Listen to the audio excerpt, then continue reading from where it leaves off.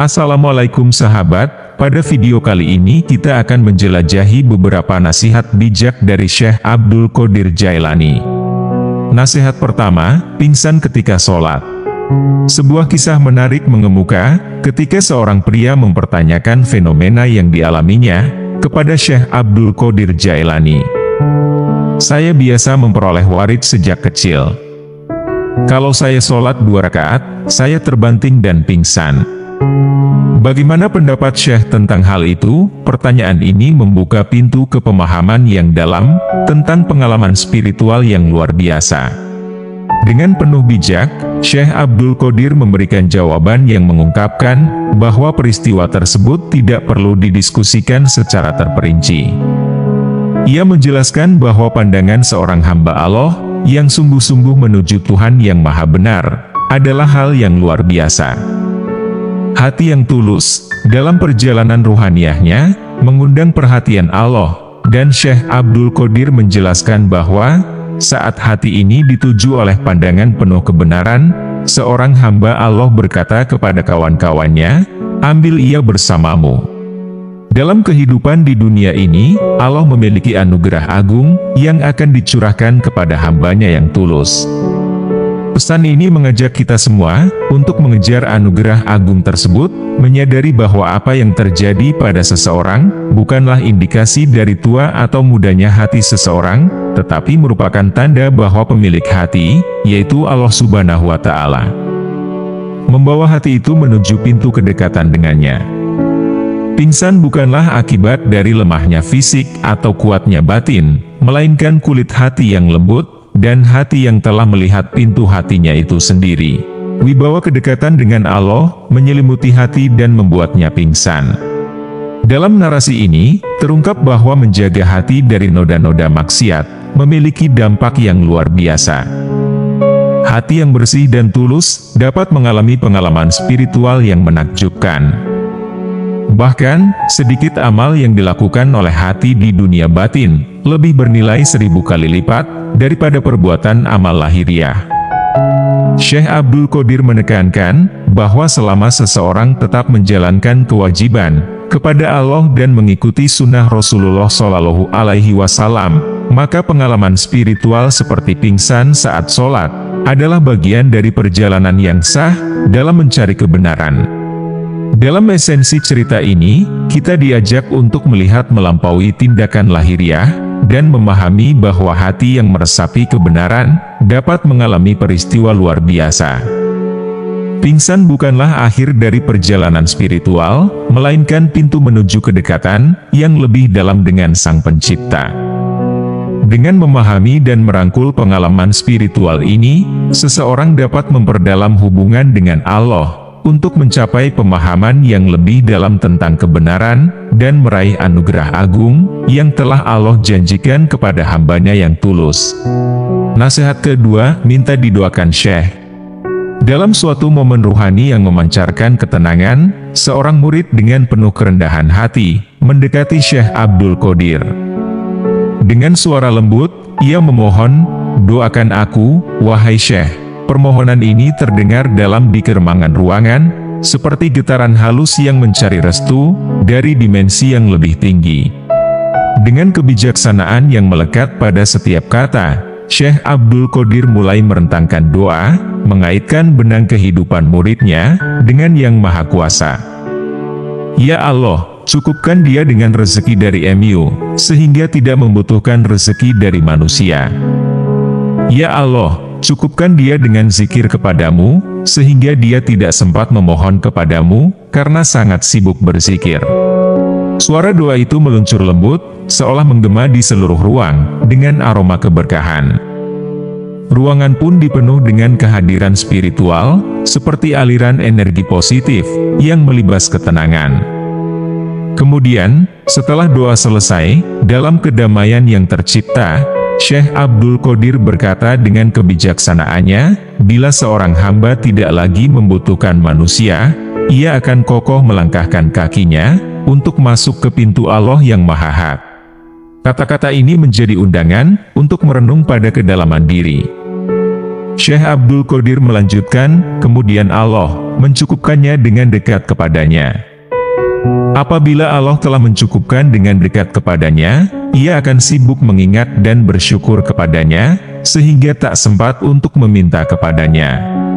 Dalam rangkaian kata yang indah, terbentang petunjuk yang mengarah kepada ketidakbergantungan pada manusia, melainkan sepenuhnya berserah diri kepada Allah. Ini seperti seseorang yang menahan diri dari makan dan minum di daratan, lalu menghasilkan sumber air yang muncul di rumahnya. Pandangan Syekh mengenai kesibukan dunia yang membutakan hati manusia, menjadi sorotan yang mendalam. Senjata paling ampuh yang digunakan setan adalah manusia. Karena itu perbaiki hatimu, kemudian perilakumu. Kata-kata ini membawa pemikiran untuk merenung dan merajut kebaikan dalam hati, agar senjata setan tidak mampu untuk merusak kedamaian batin. Kesibukan sejati, menurut Syekh Abdul Qadir, bukanlah dalam kesibukan duniawi yang fana. Keteguhan hati seorang hamba keluar dari kesibukan duniawi, menjadikan orang tersebut dicintai dan dianggap baik. Ungkapan ini mencerminkan pemahaman mendalam tentang hakikat keberhasilan yang sesungguhnya, di mana keteguhan hati menjadi mahkota yang memancarkan kebaikan. Sejarah Nabi Yusuf alaihi salam yang diilustrasikan oleh Syekh Abdul Qadir menjadi simbol ketekunan dalam mencari jalan kebaikan.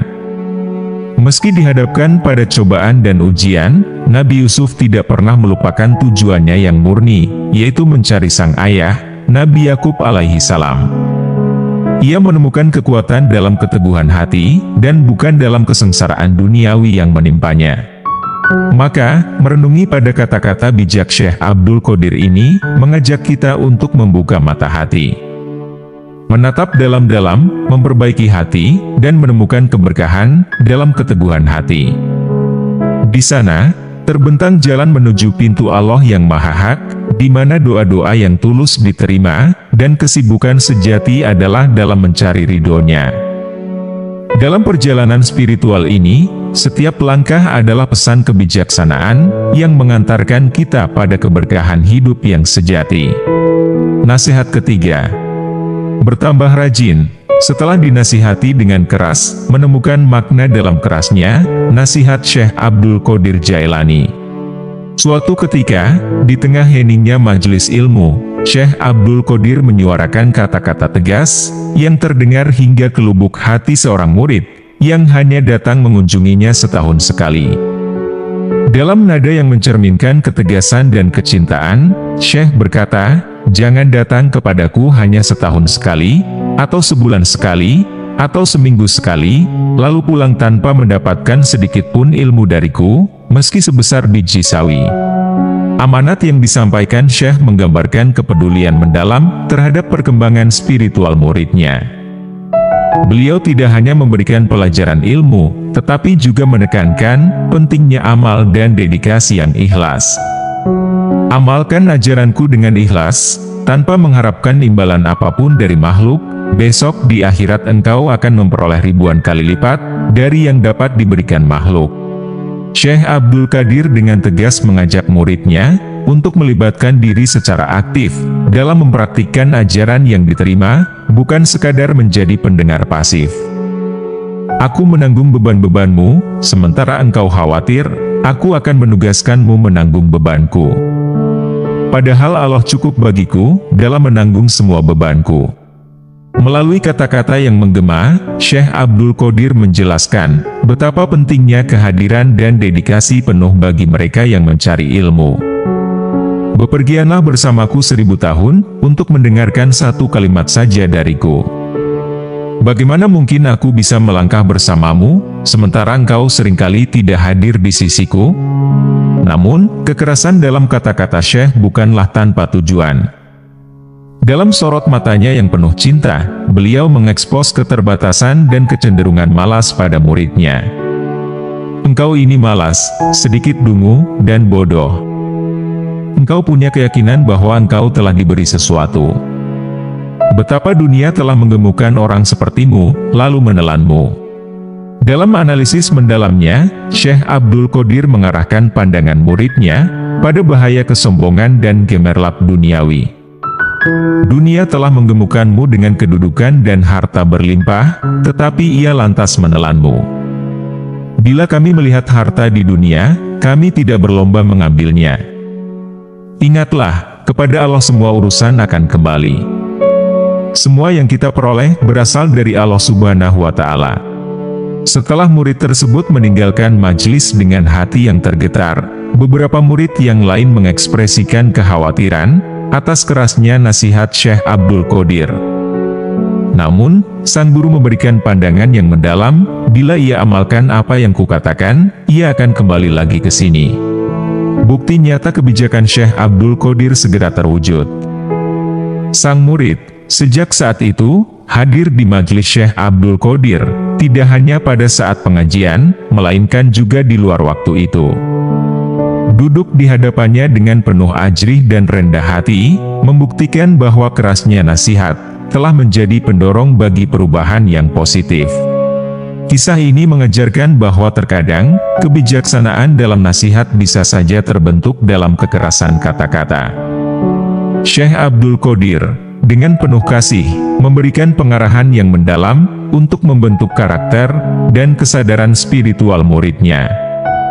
Dalam kekerasan nasihat tersebut, terbukti terdapat taman kebijaksanaan yang mekar, dan buahnya terlihat dalam perubahan rajin dan kesungguhan sang murid.